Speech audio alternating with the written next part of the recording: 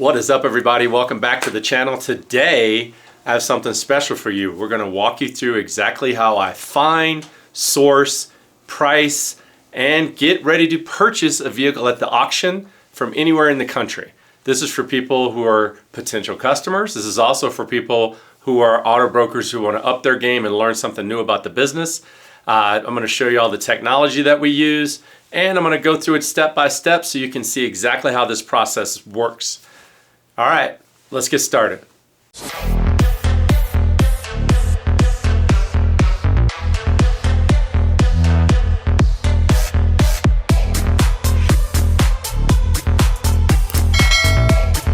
Welcome back to the channel, guys. So let's get straight into it. We're going to start talking about exactly what happens when you look for and source an automobile using the software and resources that we have as an auto broker to buy a car for someone anywhere in the country at one of the auction houses that we use. Now, for this example, we're going to use like a 2021 or newer Toyota RAV4. We're going to go through some of those vehicles. I'm going to show you the screen in a minute, but we're going to go through some of those vehicles. And we're going to just show you exactly how to look at the condition of the vehicle, how to look at the pricing of the vehicle, how to distinguish between the different models, and things that would show you why this vehicle will be worth more than another vehicle. Because sometimes these cars look the same, but they are vastly different as far as price goes because of condition, mileage, equipment, etc., etc.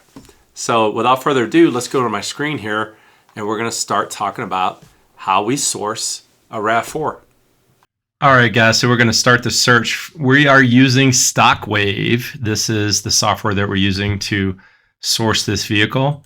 And as you can see, right now, today, you have 250,000 vehicles that are available.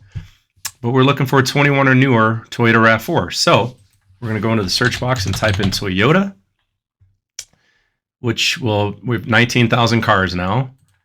And now we're going to put in 22, 23, 21, the model RAV4, and all-wheel drive. Another thing we're going to do is look for mileage of less than 40,000. We like nice, clean, used cars, right? So we have 516 vehicles that fit this description. If you're tracking with this, we have a lot more RAV4s available in this particular sector than we did a few months ago. The market is starting to replenish itself, and we're starting to have access to more cars on a daily basis. So I sort my search by distance. You can set your own if you want bid limit, best match. All of these things are a whole different video. But right now, we're just going to sort by distance from my location. And then it's going to take us out 20 miles. And you see how the number gets bigger as we get further and further away. So there's lots of vehicles in this area that are not that far away. So right now, let's just go through a couple and take a look at them. I like these 13,000 mile cars, these 23s, and sometimes you'll see also that you'll spend very similar money on a car that's a 23 versus a vehicle that's a 21. So if you look at the list here, the search list, based on the years, there's 364 23s. There are 75 21s. So supply and demand dictates what prices are. If there's a lot of supply, that means the pricing is usually a little bit less. So when you're thinking about this, buying a car for yourself or buying a car for a client, don't forget to look at the newer available items, because where there's more supply, that's a better deal for your client. So great. Let's compare this gray one and the silver one here. These are the same car, just listed at two different ways. This is listed with a buy now number, and it's also listed going to sale on January 17th. So right now, this is a 2023 13,900 mile RAV4, and this is a 13,200 mile RAV4 going to sale on the same day. Basically the same seller, but they have two condition reports that are completely different.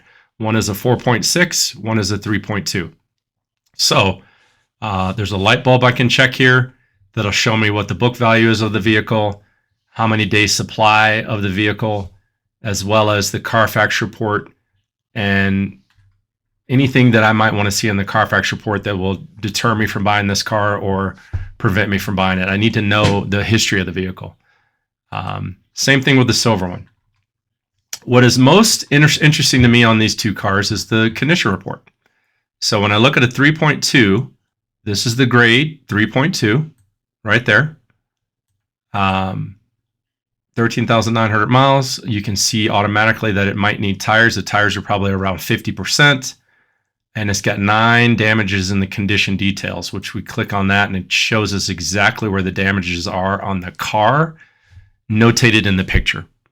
So when you see red on a hood or the top, the roof of a vehicle, you have to be concerned. And the first thing to come to mind is hail damage, as you can see right here. So 10 or more damaged spots on that vehicle on the hood and the roof. Looking at these pictures, guys, when you take a look at this, it's hard to see. So these condition reports are very valuable when you're taking a look at them. You can't always see hail in pictures. This one, I may be able to see it a little bit, looking at it head on.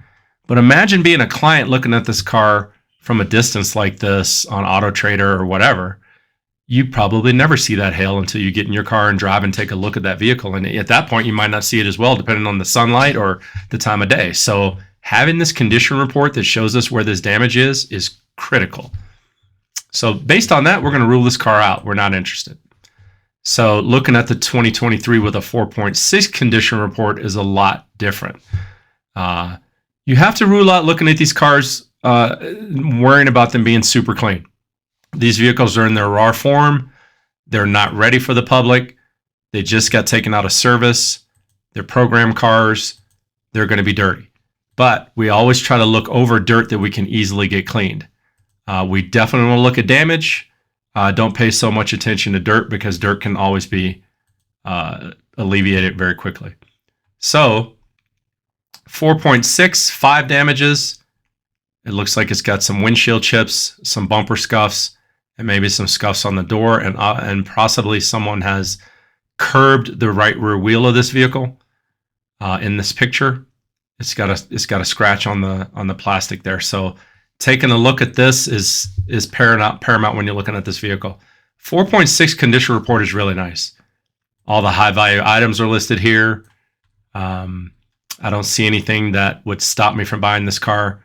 And then when you look at the front bumper, bumpers are easy to get repaired because they're made of plastic.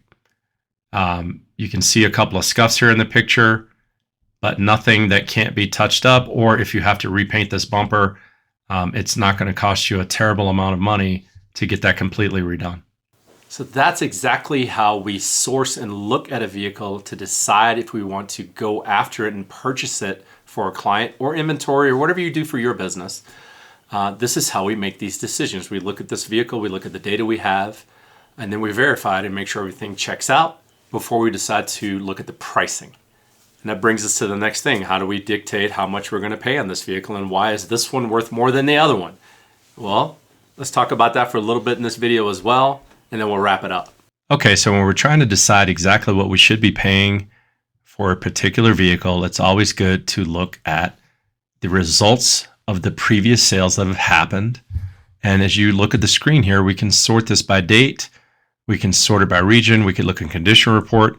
There's a lot of data going on this screen to help you dictate exactly what you should be paying for one of these cars. We never guess. We don't think guessing is a good idea when you're spending money. So we want to make sure we're looking at all of these items based on mileage, condition, and location, so that we can have a duplicatable price before we make an offer on this vehicle and try to purchase it for ourselves or one of our clients. And based on this data, if you go through it with me, if you pause your screen to look at it, it's probably around $25,000 to $26,000 is probably what we should be paying for this vehicle at auction. That would just be the offer we make. It doesn't take into consideration auction fees, reconditioning costs, transportation. These are other things that you have to take into consideration when you're making an offer on a vehicle.